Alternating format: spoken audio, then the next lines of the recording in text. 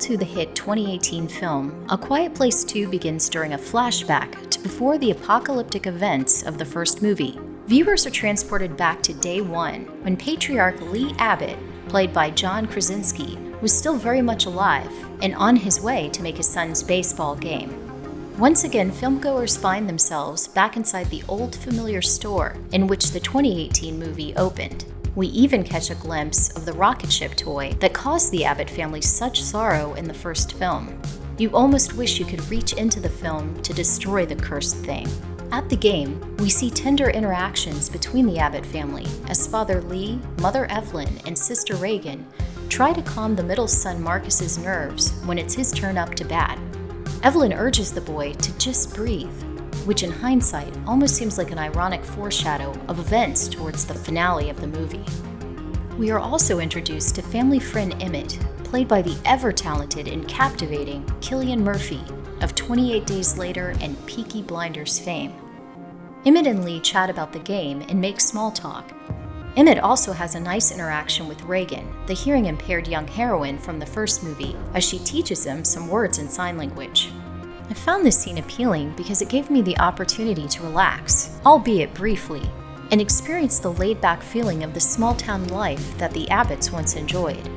It's nice to see the family experience this life with its happy, carefree summers, before plunging us back into the terrifying world in which our protagonists currently find themselves.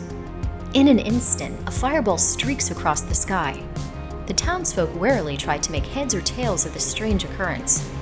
Suddenly, panic sets in, and everyone simultaneously tries to make their way to somewhere safe. What follows is a rather exciting action scene as Lee and Evelyn, now in separate vehicles, try to escape the unfolding chaos. I thought the special effects could be a tad cleaner in a few spots, but that's probably just me being a bit picky. Overall, I love this nail-biting sequence. One of the details I really liked was the creative audio mixing. The way Krasinski and his team give us the different perspectives of the unfolding madness is engrossing.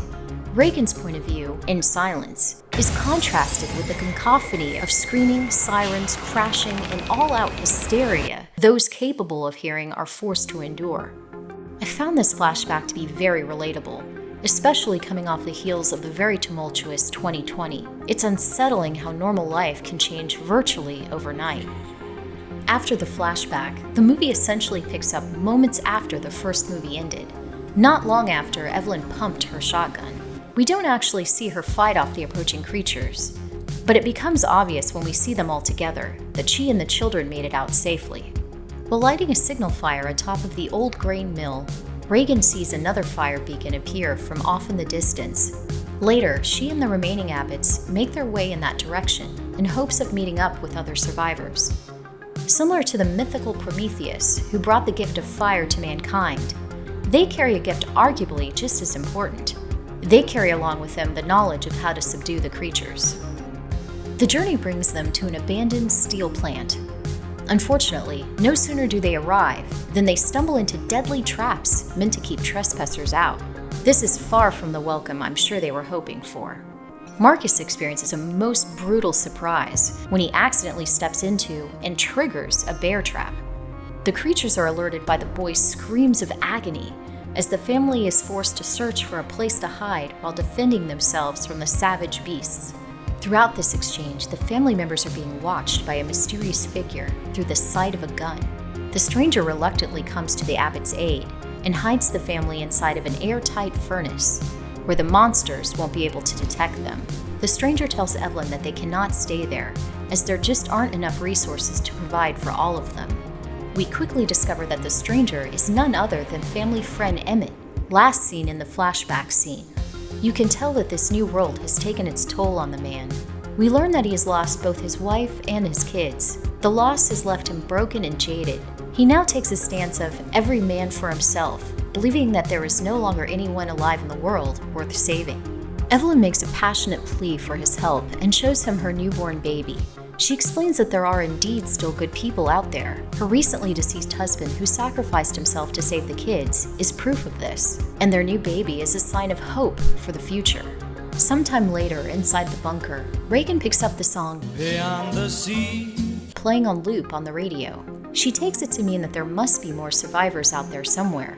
She uses her smarts and the skills she picked up from Lee and is able to track down the source, a radio station on a small island just off the coast. She decides to make the journey alone to the island in hopes of broadcasting her hearing aid's feedback frequency. When Evelyn discovers Reagan has run away to embark on this deadly mission, she pleads with Emmett to go find Reagan and bring her back safely. Meanwhile, Evelyn has to make her way back to the old small town in hopes of finding more oxygen tanks for the baby's box. Keeping the baby's cries hidden are crucial if they are going to survive. During this trek, we have another nod back to the first movie. Evelyn ends up making a brief stop at the cross memorial the family erected in memory of the youngest son, Beau. She ends up adding her wedding ring to the memorial in honor of Lee. It's a rather poignant scene. Emmett ends up finding Reagan aboard an abandoned passenger train. Rather than agreeing to return with the man, she convinces him to assist her in trying to make it to the island. Back at the abandoned plant, Marcus and the baby end up becoming locked inside of the airtight furnace. For whatever mindless reason, he decided to leave the safety of the soundproof bunker and ends up accidentally alerting the creatures. Come on, man. What is he doing? His and the baby's situation are exacerbated by the fact that they only have a limited amount of air inside. Emmett and Reagan make it to the marina in order to grab a boat, only to be jumped by other survivors who have seemingly devolved into savages. Emmett is able to fall into the water, even though he's been bound by the hostile survivors, and he manages to make enough noise to alert the creatures. The creatures end up doing what they do best and puree the attackers. It's during this exchange that we learn that the monsters cannot swim.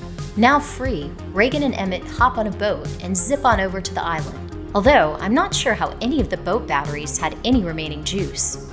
Evelyn finally returns to the abandoned mill, only to find a creature on the loose there. She quickly makes her way to Marcus and the baby.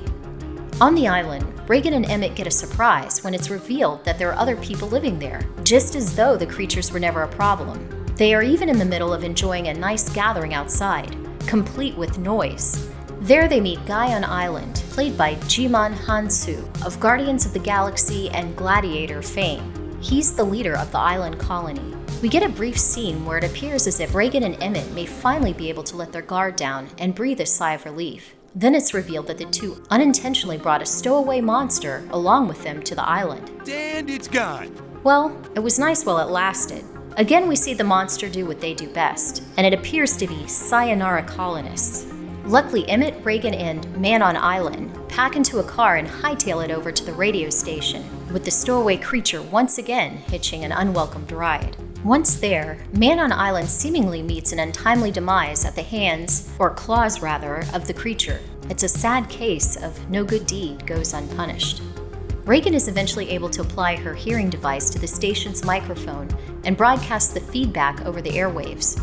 Simultaneously, Marcus, who's been listening to the station, seizes the opportunity to crank up the volume on his portable radio. This incapacitates the creature lurking inside the bunker, and he rallies enough courage to overcome his fear, grab a pistol, and kill the monster. The movie concludes with the radio station now providing survivors within its broadcast range a means to fight back. I'm curious how many people will be able to discover this gift, or even understand what it is, other than a rather annoying sound. What are the odds someone would even risk turning on a radio without headphones attached? What I enjoyed about this movie was how the kids had to step up to the plate and fend for themselves. Whereas in the first movie, the parents were responsible for protecting the children. It represents a passing of the torch, so to speak. It's nice to see Marcus, who's been nothing but a basket case since before the alien arrival, finally overcome his fear and take care of business. I really enjoyed the portrayal of Reagan, played by the gifted Millicent Simmons. She's just amazing. The level of emotion that she is able to convey, and all without uttering a sound, is mesmerizing. I'm eagerly looking forward to seeing the future endeavors of this truly talented young actress. I also like how Krasinski took what is considered a disability and made it into the linchpin for survival. With the discovery of the feedback frequency generated from Reagan's hearing aid, who knows how many lives might end up being saved. But it's not only Reagan's hearing device that is important to this story. Reagan is also a fundamental aspect to not only the survival of her family, but to those around her. She's brave and willing to do what it takes to help others. She does all of this and at such a young age. She is definitely an inspiring character. Now, if only she and her brother would quit running off and getting into trouble. Now on to the creatures. They remind me of the monster Grendel from the epic story of Beowulf.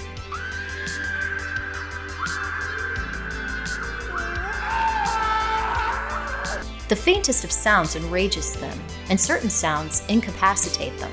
They hitched a ride on a comet, hurtling through the harsh environment of space. If they can manage that, I wonder why they can't swim. Why are they not able to traverse the seafloor and make their way onto shore? Why do they not consume their victims? And what is their primary food source? How do they react in the different climates on Earth?